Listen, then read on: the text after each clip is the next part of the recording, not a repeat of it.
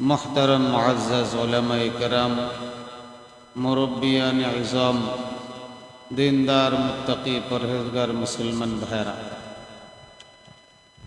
गत जुमाय आलोचना चलतेछिल जे सोया लक्ष नबी एवं रसूलदेर मध्य एकजन गुरुत्वपूर्ण मर्यादाबान नबी और रसूल हलो हजरत इब्राहिम अलैहिस्सलातु वस्सलाम। इब्राहिम अलैहिस्सलातु वस्सलाम के अल्लाह रब्बुल आलमीन विभिन्न परीक्षाय फेले परीक्षा करेছেন और उनी प्रत्येकटा परीक्षाय पास करेছেন। এইজন্য उनी अल्लाहर खलील হয়ে গেছেন। खलीलुल्लाह ओनार उपाधि। खलीलुल्लाह माने अल्लाहर बंधु। तो प्रथम परीक्षा छिलो ताके एमन एक जातिर काছে नबी हिसाबे पाठानो হয়েছে যে জাতি পুরাটাই মূর্তির পূজায় লিপ্ত ছিল, কুফর শিরকে লিপ্ত ছিল, এমনকি তার পিতা পরিবারের সদস্য সহ সকলেই মূর্তির পূজায় লিপ্ত ছিল। তো এরকম একটা পরিবেশে যেখানে পুরা জাতি মূর্তির পূজায় লিপ্ত, এরকম একটা জাতির কাছে গিয়ে আল্লাহ পাকের একাত্মবাদের দাওয়াত দেওয়া, এক আল্লাহর দাওয়াত দেওয়া, এটা একটা কঠিন কাজ। তো এটা একটা পরীক্ষা ছিল। দ্বিতীয় পরীক্ষা ছিল ওনাকে আগুনে নিক্ষেপ করা হয়েছে। গত জুমায় আলোচনা হয়েছে, আগুনে নিক্ষেপ করা হয়েছে। সমস্ত ফেরেশতারা চিৎকার, সমস্ত মাখলুক চিৎকার, হায় আল্লাহর বন্ধু ইব্রাহিমের সাথে কি হতে যাচ্ছে। তো আল্লাহ রাব্বুল আলামিনের ফেরেশতারা সাহায্যের জন্য প্রার্থনা করেছে। হযরত ইব্রাহিম আলাইহিসসালাতু ওয়াসসালাম বললেন, সাহায্যের প্রয়োজন আছে, তবে তোমাদের কাছে না, আল্লাহ পাকের কাছে। এই জন্য রব্বে করিম সরাসরি সাহায্য করেছে। আল্লাহর কাছে যদি আপনি মাধ্যম দিয়ে সাহায্য চান, আল্লাহ মাধ্যম দিয়ে সাহায্য করবেন। আর মাধ্যম ছাড়া সরাসরি আল্লাহ পাকের সাহায্য চাইলে আল্লাহ পাক সরাসরি সাহায্য করে। এই জন্য আল্লাহ আগুন নিভানোর জন্য কোনো বাতাসের ফেরেশতাকে হুকুম দেন নাই, পানির ফেরেশতাকে হুকুম দেন নাই, সরাসরি আল্লাহ রাব্বুল আলামিন আগুনকে হুকুম দিয়েছেন। কুলনা ইয়া নারু কুনি বারদাও ওয়া সালামান আলা ইব্রাহিম, হে আগুন তুমি আমার ইব্রাহিমের জন্য আরামদায়ক হয়ে যাও। এমনি তো জ্বলতেছে, কিন্তু জ্বালানির ক্ষমতা আল্লাহ রাব্বুল আলামিন সলব করে নিয়েছেন, উঠিয়ে নিয়েছেন। কেন? যে রব্বে করিম আগুনের ভিতরে জ্বালানির ক্ষমতা দিয়েছেন, ওই আল্লাহ তাআলা জ্বালানির ক্ষমতা ছিনিয়েও নিতে পারে। গত জুমায় বলেছিলাম ইব্রাহিম আলাইহিসসালাতু ওয়াসসালামকে যে রশি দ্বারা বাঁধা হয়েছিল, ওই রশি পর্যন্ত পড়ে গেছে, কিন্তু ইব্রাহিম আলাইহিসসালাতু ওয়াসসালামের একটা পশমও পড়ে না। তো আল্লাহ রাব্বুল আলামিন ইব্রাহিম আলাইহিসসালাতু ওয়াসসালামের জন্য আগুনকে ঠান্ডা আরামদায়ক বানিয়ে দিয়েছিলেন। কতদিন আগুনের মধ্যে ছিলেন এই ব্যাপারে বিভিন্ন মত পাওয়া যায়। কোন কোন মতে আছে 40 দিন আগুনের ভিতরে ছিলেন, কোন মতে পাওয়া যায় 1 মাস আগুনের মধ্যে ছিলেন, কোন মতে পাওয়া যায় 7 দিন আগুনের মধ্যে ছিলেন।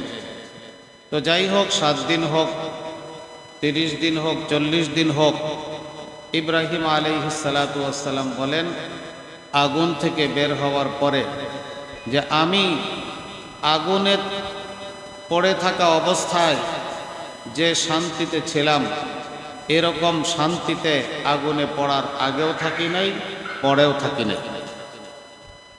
আগুনে পড়ার আগে পরে কখনো আমি এই পরিমাণ শান্তিতে থাকি নাই যে পরিমাণ শান্তিতে আমি আগুনের মধ্যে ছিলাম।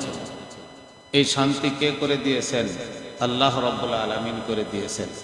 সুখ শান্তির মালিক কে? আল্লাহ। দুনিয়াতে শান্তির আসবাব থাকে কিন্তু শান্তি নাই। অনেক সময় দেখা যায় দুঃখ কষ্টের আসবাব থাকে কিন্তু দুঃখ কষ্ট থাকে না। আল্লাহ পাক দুঃখ কষ্ট দূর করে দেন। অনেক মানুষ আছে 3 বেলা খাবার খেয়ে ভালো অবস্থানে আছে কিন্তু দিলের ভিতরে শান্তি নাই, ঘুম আসে না, টেনশনে ট্যাবলেট খায় ঘুমাইতে হয়। আরেকজনের খাবার নাই, সকালে খেতে পারে না, বিকালে খেতে পারে না, ঘর বাড়ি নাই, রাস্তার পাশে পড়ে আছে, আরামে ঘুমাইতেছে। আল্লাহ তাআলা তাকে শান্তির ঘুম দিতেছে। এই জন্য শান্তির মালিক হলো আল্লাহ রাব্বুল আলামিন। তো ইব্রাহিম আলাইহিস সালাতু ওয়াস সালামকে আল্লাহ রাব্বুল আলামিন আগুনের মধ্যেই শান্তি দিয়েছিলেন। এরপরে আগুন থেকে যখন বের হলো তখন ইব্রাহিম আলাইহিস সালাতু ওয়াস সালামকে আল্লাহ রাব্বুল আলামিন তৃতীয় পরীক্ষা নিলেন। তৃতীয় পরীক্ষা কি? ইব্রাহিম আলাইহিস সালাতু ওয়াস সালামকে হুকুম করলেন, তুমি তোমার পরিবার নিয়ে স্ত্রীকে নিয়ে এলাকা ছেড়ে চলে যাও। উনি যে এলাকায় থাকতেন ওই এলাকা ছেড়ে চলে যাওয়ার কথা বলেছেন, যে সিরিয়াতে চলে যাও। নিজের বাড়ি, বসত বাড়ি, নিজের এলাকা ছেড়ে অন্য জায়গায় চলে যাওয়া, এটা মানুষের জন্য একটা কঠিন কাজ। মানুষ যদি একটা বাড়িতে ভাড়া থাকে, 10 বছর 20 বছর ভাড়া থাকে, ওই বাড়ির থেকে যখন মানুষ চলে যায় তখন মানুষের কষ্ট লাগে। নিজের আপন বাড়ি না, অন্যের বাড়ি। দীর্ঘদিন থাকার কারণে এলাকার মানুষের সাথে, আশেপাশের মানুষের সাথে পরিচয় হয়েছে, চলে যাওয়ার পরে কষ্ট লাগে। আর যে ইব্রাহিম আলাইহিস সালাতু ওয়াস সালামের বাপ দাদার ভিটা, বাপ দাদার জন্মভূমি, যেখানে বড় হয়েছেন, শিশুকাল যৌবনকাল ওনার কেটেছে, ওই এলাকা ছেড়ে চলে যেতে হবে, এটা তার জন্য একটা কষ্টের ছিল। কিন্তু আল্লাহ রাব্বুল আলামিনের হুকুম উনি অবশ্যই পালন করবেন। কেন? উনি ছিলেন খলিলুল্লাহ। খলিল বলা হয় ওই বন্ধুকে যার রগের ভিতরে বন্ধুর মোহাব্বত ঢুকে গেছে। আল্লাহ পাক বলেন ইব্রাহিম আলাইহিস সালাতু ওয়াস সালামের বন্ধু। কেমন বন্ধু? যে আল্লাহর ভালোবাসার মোহাব্বত ইব্রাহিম আলাইহিস সালাতু ওয়াস সালামের রক্তের মধ্যে মিশে গেছে। সুতরাং সারা পৃথিবীকে ছাড়তে বললে ছাড়তে পারে, আল্লাহর হুকুমকে ছাড়তে পারে না। এই জন্য আল্লাহর হুকুমের উপরে উঠছে। রব্বে করিম হুকুম দিয়েছেন, তুমি তোমার এলাকা ছেড়ে সিরিয়াতে চলে যাও। এখন উনি ওনার পিতা মাতা আত্মীয় স্বজন সকলকে ছেড়ে ওনার স্ত্রীকে নিয়ে, পরিবার নিয়ে সিরিয়াতে চলে গেলেন। সিরিয়াতে যাওয়ার পরে শেষ বয়সে ইব্রাহিম আলাইহিস সালাতু ওয়াস সালামের 86 বছর বয়স। এই শেষ বয়সে আল্লাহ রাব্বুল আলামিন তাকে একটা ছেলে সন্তান দান করলেন, ইসমাঈল আলাইহিস সালাতু ওয়াস সালাম। এই ছেলে সন্তান জন্ম হওয়ার অল্প কিছুদিন পরেই আল্লাহ রাব্বুল আলামিনের পক্ষ থেকে হুকুম আসছে, তুমি এই সিরিয়া থেকে হিজরত করো। তোমার স্ত্রী এবং এই দুগ্ধ শিশু, দুধের শিশুকে নিয়ে তুমি এখান থেকে আবার অন্য জায়গায় চলে যাও। এটার পদ্ধতি হলো, জিবরাইল আলাইহিস সালাতু ওয়াস সালাম 2টা উট নিয়ে আসছেন মানুষের আকৃতি ধারণ করে। জিবরাইল আলাইহিস সালাতু ওয়াস সালাম যে মানুষের কাছে ওহী পাঠান, এটার 46টা প্রকার আছে। 46 সূরাতে ওহী নিয়ে আসে। তার মধ্যে একটা প্রকার হলো মানুষের আকার ধারণ করে উনি জিবরাইল আলাইহিস সালাতু ওয়াস সালাম নবীদের কাছে ওহী নিয়ে আসেন। আরো অন্য অন্য সূরাত আছে, অনন্য পদ্ধতি আছে। এই প্রথম ইব্রাহিম আলাইহিস সালাতু ওয়াস সালামের কাছে জিবরাইল আলাইহিস সালাতু ওয়াস সালাম মানুষের আকৃতিতে আসছেন। এর আগের নবীদের কাছে কখনো মানুষের আকৃতিতে আসেন নাই। এই সর্বপ্রথম ইব্রাহিম আলাইহিস সালাতু ওয়াস সালামের কাছেই জিবরাইল আলাইহিস সালাতু ওয়াস সালাম মানুষের আকৃতি ধারণ করে আসছেন। 2টা উটনি নিয়ে আসছেন। একটা উটনির উপরে উনি, আরেকটা উটনির উপরে ইব্রাহিম আর ইসমাইল আলাইহিস সালাতু ওয়াস সালাম আর ওনার স্ত্রী বিবি হাজেরা, এই তিনজন। তো বললেন যে উটের উপরে উঠেন। উপরে উঠে জিবরাইল আলাইহিস সালাতু ওয়াস সালাম আগে চলতেছেন, আর ইব্রাহিম আলাইহিস সালাতু ওয়াস সালাম উটের উপরে আরোহণ, উনি পিছনে চলতেছেন। চলতে চলতে যখন কোনো উদ্যান আসে যেখানে ফল মূল গাছপালা, আবহাওয়া খুব সুন্দর, পানির ব্যবস্থা আছে, গাছপালা আছে, ফলমূল আছে, তো ইব্রাহিম আলাইহিস সালাতু ওয়াস সালাম জিবরাইলকে হুকুম করেন, ভাই জিবরাইল, এখানেই আমাদেরকে বসবাস করার অনুমতি দেওয়া হোক। এখানে পানির ব্যবস্থা আছে, ফলমূল আছে, খাবার দাবার আছে, সুন্দর উদ্যান আছে, তো এখানেই আমাদেরকে বসবাস করান। তো জিবরাইল আলাইহিস সালাতু ওয়াস সালাম বললেন যে আমার তো হুকুম নাই, আল্লাহ পাকের হুকুম। আল্লাহ পাকের হুকুম আপনাদেরকে এখানে বসবাস করার জন্য না, সামনে আরো যেতে হবে। এরপরে সামনে চলতে চলতে যেখানেই কোনো উদ্যান দেখা দিত, ভালো ফল মূলের গাছপালা, পানি, আবহাওয়া দেখা দিত, তো ইব্রাহিম আলাইহিস সালাতু ওয়াস সালাম জিবরাইলকে বলতেন আমাদেরকে এখানে থামান, এখানেই থাকার ব্যবস্থা করেন। তো জিবরাইল একই উত্তর দিতেন যে এখানে আপনাদের থাকার হুকুম নাই, আরো সামনে যেতে হবে। এইভাবে করে চলতে চলতে সিরিয়া থেকে বর্তমানে মক্কা শরীফ, যেখানে বাইতুল্লাহ শরীফ আছে, সেখানে পৌঁছে গেছে। কয়দিনে পৌঁছে গেছে? এটা তো 5000 বছর আগের কথা, ওগুলো ইতিহাসে পাওয়া যায় না। 7 দিনে পৌঁছেছে না 10 দিনে পৌঁছেছে না 1 মাসে পৌঁছেছে, এটা জানা যায় না। মোট কথা এতটুক জানা যায়, আস্তে আস্তে করে সফর করে করে ওনারা ওই জায়গায় পৌঁছে গেছেন যেখানে বাইতুল্লাহ ঘর বর্তমান। এখানে বাইতুল্লাহ ছিল না। জিবরাইল আলাইহিস সালাতু ওয়াস সালাম বাইতুল্লাহকে নির্মাণ করেছিলেন। নূহ আলাইহিস সালাতু ওয়াস সালামের তুফানের সময় ধ্বংস হয়ে গিয়েছিল, তো তার বুনিয়াদ আর ভিত্তি জমিনের নিচে ছিল, উপরে কোনো ভবন ছিল না। চারদিকে 4টা পাহাড়, একদিকে হলো সাফা, আরেক দিকে মারওয়া, আরেক দিকে হলো জবলে উমর, আরেক দিকে হলো জবলে আবি কুবাইস। এগুলো বর্তমান নাম। ইব্রাহিম আলাইহিস সালাতু ওয়াস সালামের যুগে কি নাম ছিল সেটা ভিন্ন।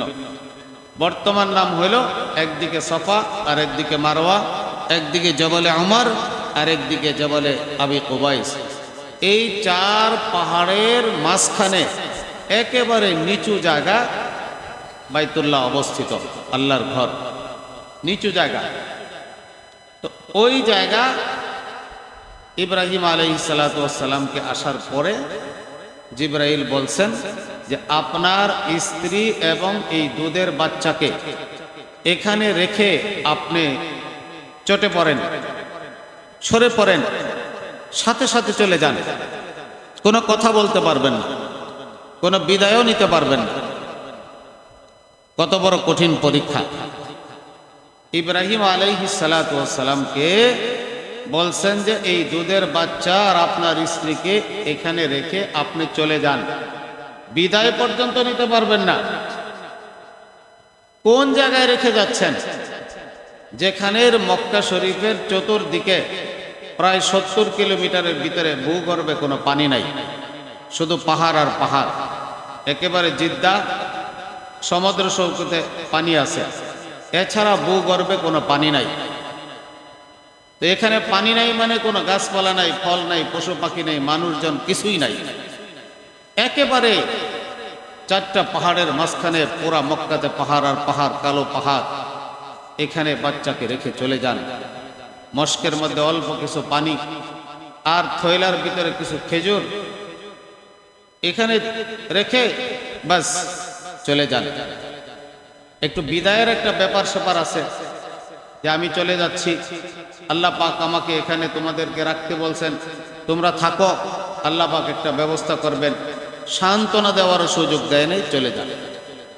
হযরত ইব্রাহিম আলাইহিস সালাতু ওয়াস সালাম বিবি হাজরাকে আর ইসমাইল আলাইহিস সালাতু ওয়াস সালামকে ওই বাইতুল্লাহ যেখানে আছে এর পার্শ্বে রেখে চলে গেলেন। আর পিছনের দিকে তাকান নাই।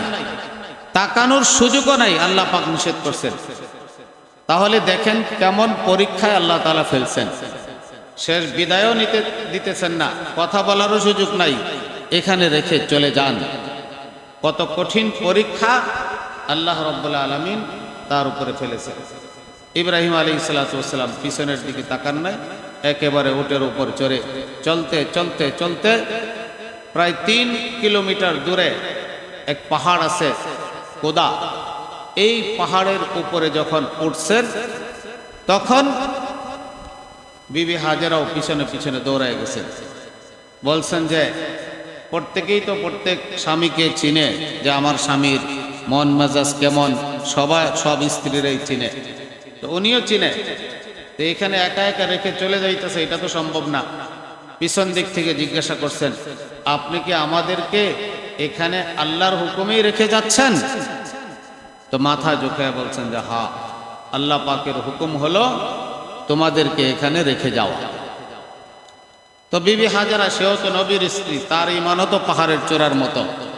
উনি সাথে সাথে বললেন, ইযান লা ইউযায়্যানাল্লাহ, তাহলে আল্লাহ আমাদেরকে আর ধ্বংস করবেন না। এই কালো পাথরের মাঝে খানা পিনা পানি ছাড়াও আল্লাহ রাব্বুল আলামিন আমাদেরকে এখানে লালন পালন করতে পারেন। আল্লাহ পাক স্বামীর সাথে স্ত্রী পুত্রকে রেখে যেভাবে স্বামীর মাধ্যমে লালন পালন করতে পারেন, স্বামীকে আলাদা করে স্ত্রী পুত্রকে পাহাড়ের মাঝে আলাদা করেও আল্লাহ পাক লালন পালন করতে পারেন না? পারেন না? পারেন। ইয়াকিন বেড়ে গেছে। এরপরে চলে আসছেন, আর ইব্রাহিম আলাইহিস সালাতু ওয়াস সালাম ওই পাহাড় থেকে নেমে এবার বাইতুল্লাহর দিকে ফিরে দোয়া করতেছেন, রব্বি জাল হাযা বালাদান আমিনা, আয় আল্লাহ আপনার হুকুমেই আমার স্ত্রী সন্তানকে রেখে যাচ্ছি। এই চতুর্দিকে পাহাড়, কোনো মানুষজন নাই, আল্লাহ এই শহরটাকে আপনি নিরাপদ শহরে পরিণত করে দেন। আর কি, ওয়ারযুক আহলাহু মিনাস সামারাত, আর এই শহরবাসীকে আপনি বিভিন্ন ধরনের ফল ফলাদি দ্বারা রিজিক প্রদান করেন। দোয়া করে দিয়েছেন ইব্রাহিম আলাইহিস সালাতু ওয়াস সালাম। আর বিবি হাজেরা চলে গেলেন। ইব্রাহিম আলাইহিস সালাতু ওয়াস সালাম সিরিয়াতে চলে আসলেন। একজন স্বামী তার ছোট বাচ্চাকে, স্ত্রীকে এরকম জায়গায় রেখে আসার পরে দিল তো ছটফট করার অবশ্যই কথা, কিন্তু আল্লাহর হুকুমে রেখে আসছে। এই জন্য আল্লাহ তাআলার কাছে উনি দোয়া করতেছেন, কান্নাকাটি করতেছেন, আল্লাহ আমার স্ত্রী পুত্রকে হেফাজত করেন, রিজিকের ব্যবস্থা করেন, নিরাপত্তা দান করেন। এখানে উনি দোয়া করতেছেন, এদিকে বিবি হাজেরা ছোট বাচ্চাকে কোলে নিয়ে বসা। আমি যখন মক্কাতে যাই তখন এই পাহাড়গুলির দিকে তাকাই, এখন তো অনেক বাড়িঘর হয়ে গেছে, পাহাড় কেটে বাড়িঘর করা হয়েছে, শহর হয়ে গেছে, আগে তো কিছুই ছিল না। আমি কল্পনা করি যে এরকম একজন 20-22 বছরের একটা মহিলা একটা সন্তানকে নিয়ে অন্ধকার রাত আর কালো পাহাড়ের মাঝখানে অন্ধকারে, কোনো মানুষজন নাই, কোনো আলো নাই, বাতি নাই, কোনো শব্দ নাই, কিভাবে রাতের বেলা ওখানে তাদের রাত কেটেছে, তার দিলের মধ্যে কি অবস্থা। আমাদেরকে যদি একা একই জঙ্গলে রেখে আসা হয়, আশেপাশে মানুষজন না থাকে, আমাদের কি ভয়ভীতি থাকবে? তো ওনাদের রাত কিভাবে কাটছে,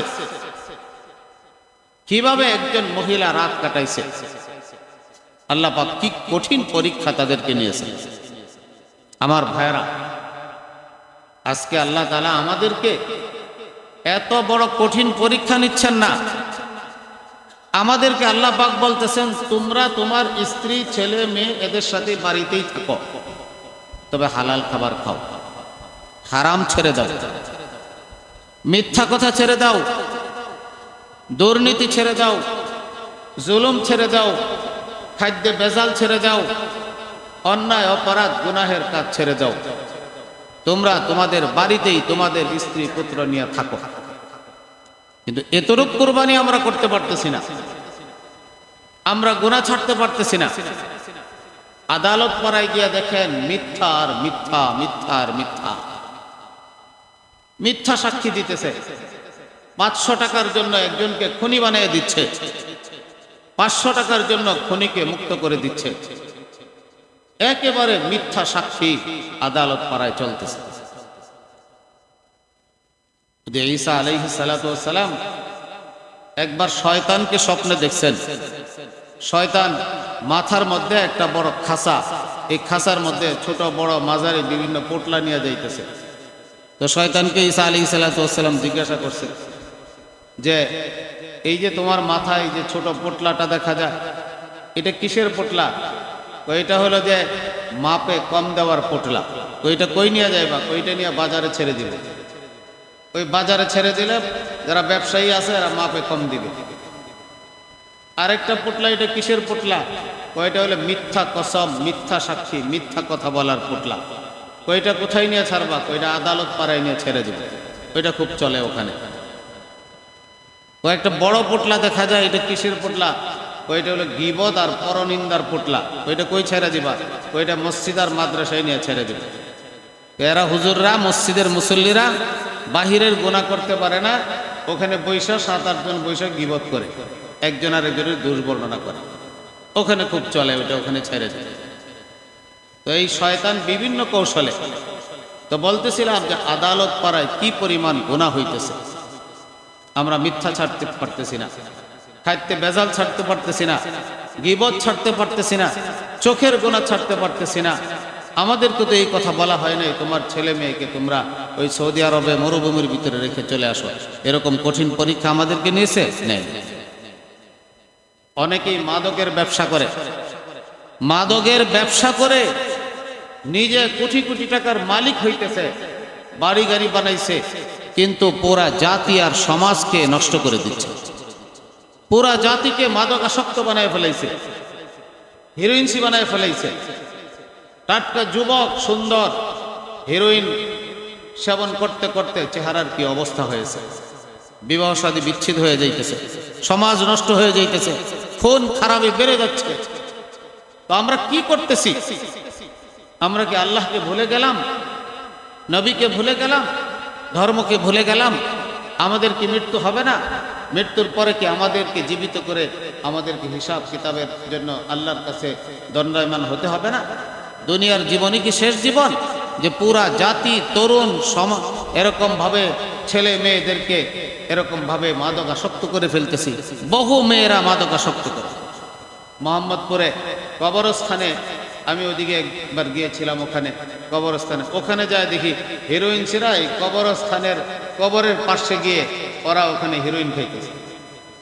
কবর দেখে তো উসমান রাদিয়াল্লাহু তাআলা আনহু এত কাঁদতেন যে কাঁদতে কাঁদতে দাড়ি ভিজা পানি পড়তো, চেহারা হলুদ হয়ে যেত। জিজ্ঞাসা করতো আপনি কবর দেখে এত কাঁদেন কেন? জান্নাত জাহান্নামের আলোচনাও এত কাঁদেন না, কবর দেখলে এত কাঁদেন কেন? তো বলে যে আল্লাহর নবী বলেছেন ইন্নাল কবরা আউয়ালু মানজিলিন মিন মানাজিলিল আখিরাহ। কবর হইল আখিরাতের প্রথম ঘাঁটি। এই কবরে যদি কেউ শান্তিতে থাকতে পারে অন্য অন্য ঘাঁটিতে পার পেয়ে যাবে। কবর পোকামাকড়ের ঘর, সাপ বিচ্ছুর ঘর, অন্ধকার ঘর। এই কবরের ভয়াবহতা আল্লাহ নবী বর্ণনা করছেন, কোরআন হাদিসের মধ্যে আসছে। অথচ এরকম জাতি ওই কবরের পার্শ্বে গিয়ে হিরোইন খাইতেছে, কারণ আখিরাত নাই সামনে, মৃত্যুর পরের জীবন নাই সামনে। আল্লাহ পাক দেখতেছেন, এই হাজির নাই। এই জন্য আমার ভাইরা, ইব্রাহিম আলাইহিস সালাতু ওয়াস সালামের এই ঘটনা শুধু শোনা না, এখান থেকে আমাদের শিক্ষা নেওয়া। ইব্রাহিম আলাইহিস সালাতু ওয়াস সালামকে স্ত্রী পুত্রকে এরকম মরুভূমির ভিতরে পাহাড়ের ভিতরে রেখে আসতে বলছে। আমাদেরকে তো আল্লাহ পাক এত কঠিন পরীক্ষা নেয় নাই। বলছে মিথ্যা কথা বলো না, গীবত করো না, হারাম খায়ো না, দুর্নীতি করো না, এরকম ভাবে অন্যের মাল আত্মসাৎ করো না, জুলুম করো না, খাদ্যে ভেজাল দিও না, মাপে কম দিও না, এরকম ভাবে অন্যায় ভাবে কোনো ব্যবসা বাণিজ্য করে না। এগুলোই তো ছাড়তে পারতেছি না, এগুলো ছাড়া দরকার। তা না হলে আমার আখিরাত সুন্দর হবে না। এই জন্য ইব্রাহিম আলাইহিসসালামের ঘটনা থেকে আমাদের এই শিক্ষা নেওয়া দরকার। যাই হোক, এবার বিবি হাজারা আর ইসমাইল ওখানে আছে, রাত দিন চলতেছে, পানি শেষ, খাবার শেষ, পানি খাবার শেষ হয়ে গেলে বুকের দুধও শেষ, বাচ্চা চিৎকার করতেছে।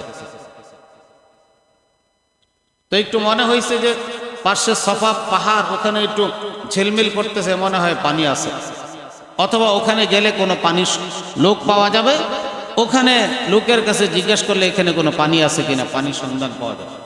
তো উনি সফা আর মারোয়া দৌড়াদৌড়ি শুরু করছেন, সফার থেকে মারোয়া, মারোয়ার থেকে সফা, সফার থেকে মারোয়া, মারোয়ার থেকে সফা, এইভাবে দৌড়াদৌড়ি করতেছে। ওই এখন তো সব কেটে ফেলা হয়েছে, এখন তো এসি করে দিছে একবারে রাস্তা, যারা গেছেন তো তারা জানেনি, এসি করে দিছে একবারে, একটু একটু চিহ্ন রাখছে যে এরকম একটু মাথা সফা আর এদিকে মারোয়া, আর বাকি 3 তলা হয়ে গেছে বা 4 তলা হয়ে গেছে।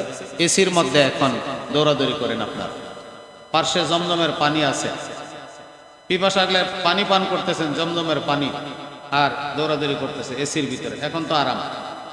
তো এই সফার থেকে উঁচু ছিল, এইভাবে ছেলেকে দেখতো, দৌড়াইতো আর ছেলেকে দেখতো। এক জায়গায় আইসা ছেলেকে আর দেখা যাইতো না, গায়েব হয়ে যাইতো নজর থেকে, তখন উনি দৌড় দিতেন, আবার উপরে উঠতেন, ওখান থেকে ছেলেকে দেখা যাইত। তো এইভাবে করে 7 চক্কর দিছেন।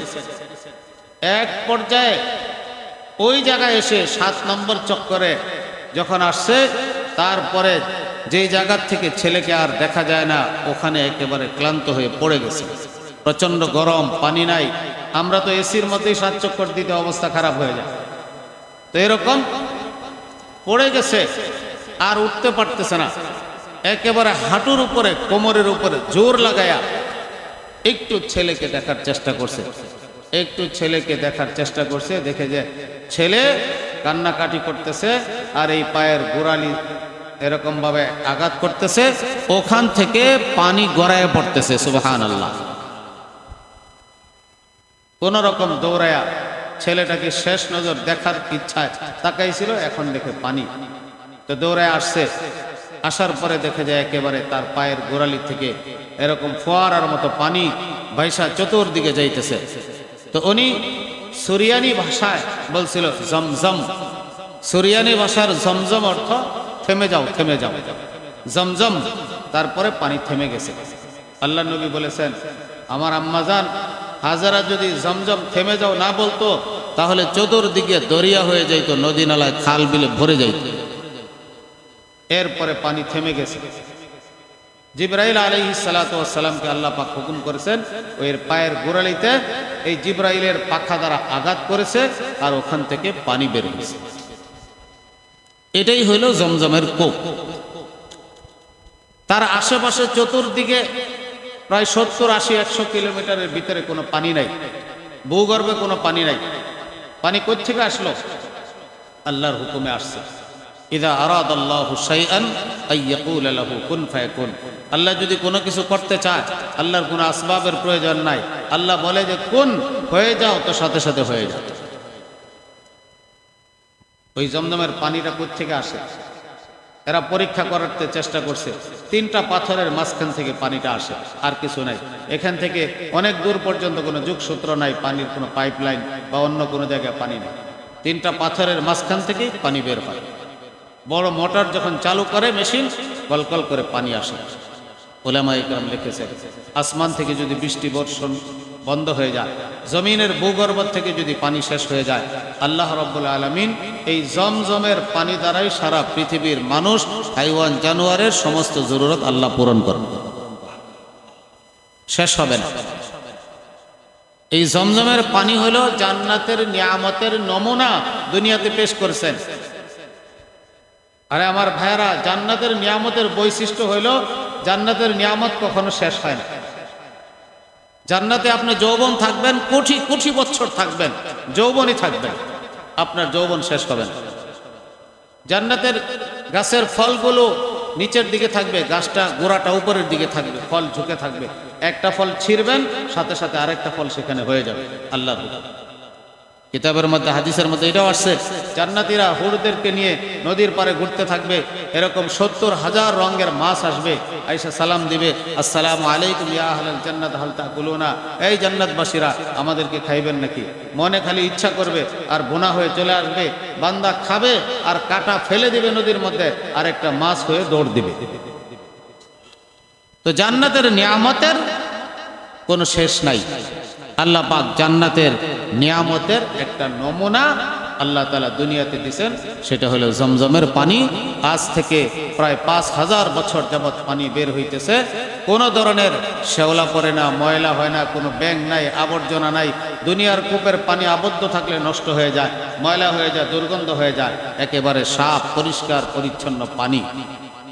এই পানির ব্যবস্থা আল্লাহ তাআলা করেছেন। মুহাদ্দিসিনগণ লিখছেন, যখন কোনো সমস্যায় পড়বে মানুষ, আর সবাই মিলে যখন চিন্তা করবে এই সমস্যা থেকে কিভাবে এরকম বের হওয়া যায়, তো আল্লাহ পাক সাহায্যের ব্যবস্থা করবে। তো এখন তো পানির সমস্যা, বিবি হাজেরা দৌড়াদৌড়ি করতেছেন, স্বামী ইব্রাহিম দোয়া করতেছেন, কান্নাকাটি করতেছেন, ইসমাইল আলাইহিস সালাম পায়ের গোড়ালি দ্বারা আঘাত করতেছেন, পরিবারের সদস্যই 3 জন, সকলেই আল্লাহর দিকে রুজু হয়েছেন, চেষ্টা করতেছেন। আল্লাহ পাক গায়বীভাবে একটা নুসরত সাহায্যের ব্যবস্থা করেছেন। এই জন্য কখনো যদি আমাদের ঘরে বাড়িতে কোনো পেরেশানি আসে, তাহলে জায়নামাজে আমি নিজে দাঁড়াবো, আমার স্ত্রীকে দাঁড়াইবো, ছেলে মেয়েদেরকে, নাবালেগ বাচ্চাদেরকে নিয়ে আমরা নামাজ পড়বো, একসাথে মিলে আল্লাহর কাছে দোয়া করব, আল্লাহ এই মুসিবত আমাদেরকে দূর করে, সকলেই মিলে ফিকির করব, তো আল্লাহ রাব্বুল আলামিন এই মুসিবত দূর করে দিবেন। আল্লাহ তাআলা একটা সমাধান আল্লাহ পাক বের করে দিবেন। আল্লাহ পাকের কাছে সব কিছুই সহজ। এই জন্য পানির ব্যবস্থা করে দিয়েছে। জমজমের পানি, পানি এটা এমন একটা পানি, মা ও জমজম শরিবা লাহু, জমজমের পানি যে নিয়তে পান করবে সে নিয়তে পোড়া হবে। আল্লাহ পাক এই পানির ভিতরে এই বৈশিষ্ট্য রাখছেন, কেউ পানি পান করবে, যে নিয়ত করে পান করবে সে নিয়তে পোড়া হবে। ইবনে হাজার আসকালানী রহমতুল্লাহ আলাইহি বড় একজন মুহাদ্দিস, উনি বলেন, আমি একবার হজে গেছি, জমজমের পানি পান করার সময় নিয়ত করছি 3000 পৃষ্ঠার এক কিতাব আমি যেন মুখস্থ করতে পারি। পরের বছর হজে যাওয়ার আগেই 3000 পৃষ্ঠার কিতাব মুখস্থ করে ফেলছি। ইবনে আব্বাস রাদিয়াল্লাহু তাআলা আনহু থেকে বর্ণিত, জমজমের পানি কোন রোগী যদি ওই রোগ মুক্তির জন্য পান করে, আল্লাহ রাব্বুল আলামিন তাকে ওই রোগ থেকে মুক্ত করে দিবেন। এবং জমজমের পানির ভিতরে আল্লাহ রাব্বুল আলামিন একদিক থেকে পিপাসা দূর করার এই মাধ্যম জিনিস স্বভাব রাখছেন, আরেকদিকে ক্ষুধা দূর করার এই মাধ্যম আল্লাহ তাআলা রাখছেন। জমজমের পানি পান করলে পিপাসাও দূর হবে, ক্ষুধাও দূর হবে। এই জন্য ওই যে হেকায়েতে সাহাবা আছে, হায়াতুস সাহাবাতে আবু যর গিফারি রাদিয়াল্লাহু তাআলা আনহু মুসলমান হওয়ার ঘটনা বর্ণনা করছেন, ফাজাইলে আমালের মধ্যেও আছে, আপনারা পড়ে নেবেন। ওখানে আছে 21 দিন পর্যন্ত এই মক্কাতে বাইতুল্লাহর পাশে সে পড়েছিলেন, 21 দিন পর্যন্ত শুধু জমজমের পানি পান করছেন, আর কোনো খাবার খান নাই। এই জন্য জমজমের পানির ভিতরে আল্লাহ রাব্বুল আলামিন বরকত রেখেছেন। এটা জান্নাতের নিয়ামত, কোনোদিন শেষ হয় না জান্নাতের নিয়ামত, জমজমের পানিও শেষ হবে না। একদিন আল্লাহ নবী সাল্লাল্লাহু আলাইহি সাল্লাম সূর্য গ্রহণের নামাজ পড়তেছিলেন। তো নামাজরত অবস্থায় নবী সাল্লাল্লাহু আলাইহি সাল্লাম, বুখারী শরীফে এই হাদিস আছে, নামাজরত অবস্থায় আল্লাহ নবী সাল্লাল্লাহু আলাইহি সাল্লাম একবার 2 হাত একটু আগায় গেলেন নামাজরত অবস্থায়, আবার নামাজরত অবস্থায় একটু পিছায় গেলেন। সাহাবারা নামাজ শেষে জিজ্ঞাসা করলেন, হুজুর এমন তো নামাজে কোনোদিন করেন নাই, দেখলাম নামাজে একবার পিছায় গেলেন, আবার সামনেও অগ্রসর হয়ে গেলেন, কারণ কি? আজকে এই সলাতুল কুসুফ সূর্যগ্রহণের নামাজ পড়তেছিলাম, আল্লাহ তাআলা এই মসজিদের দেয়ালের মধ্যে আমাকে জান্নাত জাহান্নাম এবং জান্নাতের নিয়ামত এবং জাহান্নামের শাস্তি সব আল্লাহ তাআলা এই দেয়ালের মধ্যে দেখায় দিয়েছে। একটা পর্দা, একটা টিভির পর্দার মধ্যে যদি আমরা সব দেখতে পারি, আল্লাহ পাক এই মসজিদের দেয়ালে দেখাইতে পারেন না? আমি যে পিছনে সরছি কেন? জাহান্নাম দেখাইতে হবে, দাও দাও করে আগুন জ্বলতেছিল, এই জন্য এটা দেখে আমি পিছনে সরে গেছি। আর আগ বাড়াইছেন কেন? যখন জান্নাত দেখাইছে, তো জান্নাতের বাউন্ডারির পাশেই একটা আঙ্গুর গাছ ছিল, এই একটা আঙ্গুর গাছের ডাল এইভাবে ঝুঁকে পড়ছে, তা আমি একটু অগ্রসর হয়ে এই আঙ্গুর গাছের ডালটা ধরতে চাইছিলাম। তা আল্লাহ বলে যে এটা তো জান্নাতের নিয়ামত, দুনিয়াতে খাওয়া যাবে না। এটা পরে আনতে পারি নাই, কিন্তু আল্লাহ নবী কি বলছেন জানেন? লাউ আখাজতুম, আমি যদি এই ডালটা ধরে নিয়ে আসা পড়তাম ভাইয়া, লা আকালতুম মা বাকিয়াতিদ দুনিয়া, যতদিন পৃথিবী থাকে কিয়ামত পর্যন্ত সমস্ত মানুষ এই আঙ্গুরের ডাল থেকে খাইতে কোনোদিন শেষ করতে হবে। কারণ জান্নাতের নিয়ামত কোনোদিন কি হয় না, শেষ হয় না। আপনি একটা ছিড়বেন আরেকটা হবে, একটা ছিড়বেন আরেকটা হবে, একটা ছিড়বেন আরেকটা হবে। জমজমের পানি এরকম। এই জন্য যারা হজে যাবেন, হজের মৌসুমে দুইটা বরকত, মক্কার বরকত হইল জমজমের পানি, আর মদিনার বরকত হইল খেজুর। আর কিছু নিয়ে আসেন আর না আসেন, মক্কার বরকত জমজমের পানি নিয়ে আসবেন, আর মদিনার বরকত খেজুর নিয়ে আসবেন। এই তো যাই হোক, আল্লাহ রাব্বুল আলামিন আমাদেরকে এই যে ইব্রাহিম আলাইহিস সালামের কুরবানি আর মুজাহেদা, এখানের যে শিক্ষা সেটা হলো ইব্রাহিম আলাইহিস সালাম আল্লাহর হুকুমের জন্য সব কিছু ছেড়ে দিয়েছেন। বাড়ি ছাড়ছেন, ঘর ছাড়ছেন, ছেলে ছাড়ছেন, স্ত্রী ছাড়ছেন, সম্পদ ছাড়ছেন, সব কিছু ছেড়ে দিয়েছেন আল্লাহকে পাওয়ার জন্য। এই জন্য আমাদেরকেও আল্লাহকে পেতে হলে যদি সব ছাড়তে হয়, সব ছাড়বো, কিন্তু আমি আল্লাহকে পাইব। কেন? আল্লাহ যদি আমার পক্ষে হয়ে যায় তাহলে সব কিছু চলে আসবে, আর সব আমার পক্ষে, আল্লাহ আমার পক্ষে না তো কিছুই হবে না। এই জন্য আমার ভাইয়েরা, আল্লাহর শক্তিকে আমাদের সামনে রাখা দরকার। আল্লাহর সাথে সম্পর্ক, আল্লাহকে রাজি খুশি কইরা তারপরে যা কিছু হয় সেটা। আল্লাহকে অসন্তুষ্ট করে পৃথিবীর কোনো কিছুর প্রয়োজন নাই। আমার আল্লাহ আমার উপরে নারাজ, তাহলে আমার কোনো কিছুর প্রয়োজন নাই। আর আমার আল্লাহ আমার উপরে খুশি, তো কোনো কিছুর প্রয়োজন নাই। আল্লাহ রাজি থাকে, এটাই যথেষ্ট। এই জন্য নবী, রসুল, আউলিয়া আল্লাহরা তারা দুনিয়া ত্যাগী হইতেন, আল্লাহ আল্লাহ রসুলকে তারা খুশি করতেন। দুনিয়া যা আসা তা তো চলে আসবেই। আল্লাহ রাব্বুল আলামিন আমাদেরকে এই সমস্ত কথাগুলোর উপরে শতভাগ আমল করার তৌফিক দান করুন। ওয়া আখিরু দাওয়ানা।